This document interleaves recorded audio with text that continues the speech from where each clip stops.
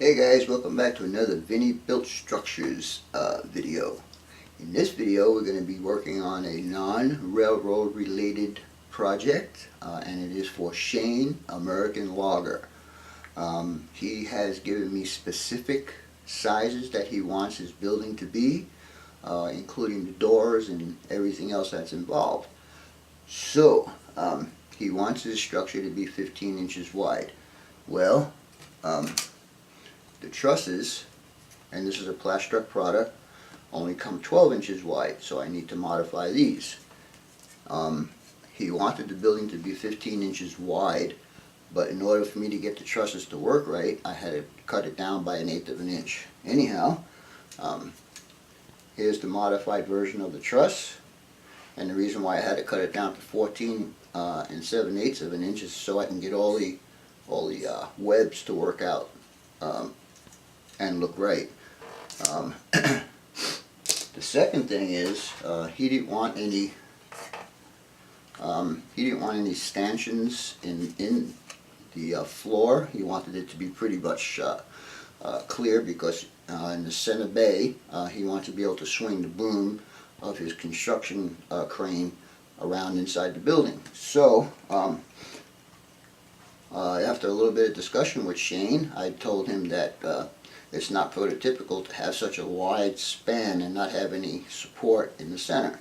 So what I came up with would be removable stanchions. So this down here is a little bit larger than this one, and it fits right in there perfectly. And so he'll be able to remove the stanchions if he wants to, and he'll have open floor space. The next thing is, I showed you guys the door that I was going to be doing, because he wants operating doors. I tried my burn and bend method on this channel, and as you can see, it kinks. So I'm going to have to do the original modification of me making these here curves. And what I'm going to be using, what did I do with it? It's somewhere. Anyhow, what I'm going to be using is the channel that he has sent me, and I bought some styrene that's the exact size of the channel here, and I'll be running it from the floor all the way up and around to give it all the support it needs. Then on the inside here, there's going to be a bump, like you guys could figure, so I'm going to put a piece of that same styrene on the inside of the curve so it has a nice smooth operation. Anyhow, here it is. Here's the channel, and here's the strip of styrene I'm going to be using, and it is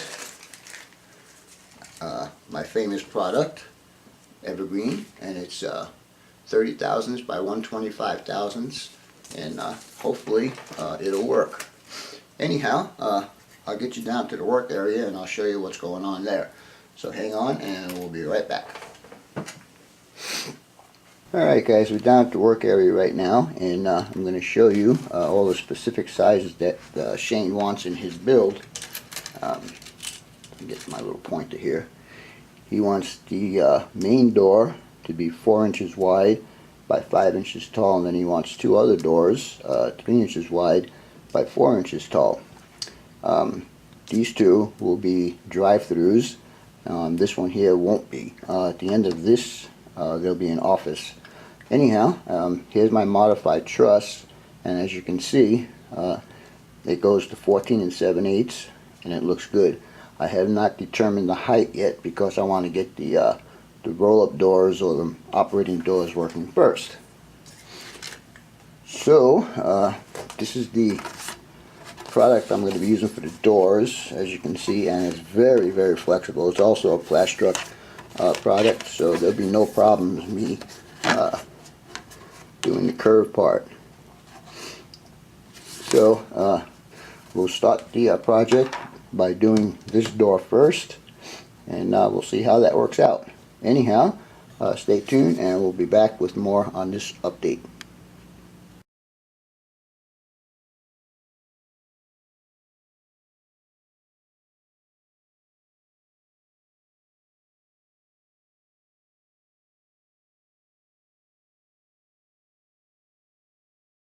Alright guys, this is the beginning of the track work for the overhead doors that are going to be operating. I basically had to build a curved channel here. So I did use this number 136 strips, and it bends real easy, so I was able to make the inside and the outside curves. The problem I was having was right inside here there's a lip, and the door was catching on it all the time. So what I did was, since this material is very easy to work with, I actually extended about 3/4 of an inch to an inch. So when the door is in place, it's actually past that little hump right there. So as you can see, I don't know if you can see it, but anyhow, as you can see, that the door will work up and down, nice and easy. And just to think, I have 5 doors to do. I also put a piece of angle up on the top here, so I could stiffen this up a bit. Anyhow, let me get on with this, and we'll see how it works out. Be back in a little bit. Bye. Alright guys, after I made the first track system, I went ahead and made myself a template, and I always put wax paper on so I can glue it right onto the paper here. This was very helpful, and it helped me a lot to get the tracks the same size, the same height, the same length, and all of that stuff, and get the cross beam in here in the right place, so everything looks aesthetically clean. But anyhow, I just want to give you this little bit of a how-to on this. Templates always help. The first one was pretty hard to do, and like I said, inside of here, because the difference between the channel and the door and this piece, this little curve piece that I had to make, there was a little bit of a bump in here, so I had to put a piece of plastic inside here to kind of make it the same height, so I wouldn't have any bumpiness due to the corrugated door. So anyhow, we'll get on with the rest of this video, so stay tuned and we'll be right back. Alright guys, you're looking at the first track for my operating doors, and of course once the other side is done, the door itself will stay in place, but in order to keep this puppy square, I had to put a piece of angle iron right here. I mean, if this was steel, it would bend and it wouldn't spring back, but without this here, it has a tendency to spring to the a relaxed position, if you want to call it that. Anyhow, this is one side, and now I need to make the other side, and the door itself will be to get a 4-inch door, I need to do this piece at 4 1/4 inches, so 1/8 of an inch sticks in here and 1/8 of an inch will stick in the other side. I'm not going to cut any of the door openings, not going to cut out any of the door openings at this point, not until I get this first one done. Anyhow, hope you enjoy this, and I think that'll be all for this part of the video. I'll get back to you when I have the second side done and one door in there. Anyhow, thanks for watching, and we'll be back shortly. Bye. Alright guys, now that I have the first one built, and I'm pretty happy with the way it's going to work. I went ahead and drew out a template, and build it the same way as I built this one, and the only difference is this one would be, if you're looking at the building from the front, this one would be the left side, and to make the right side, all I need to do is just flip this over, and now I got the right side. Anyhow, I'm going to go ahead and continue on this, and when I get this first one done, I will show you the results. Anyhow, stay tuned and we'll be back shortly. Bye. Alright guys, welcome back. This is going to be the final part of this little how-to series. I told you guys that I'd be just showing you some of the highlights because the building is basically just putting 4 walls together. And he is going to get some steel structure inside there, and his roof will be removable and all that kind of stuff. But this was a chore to do.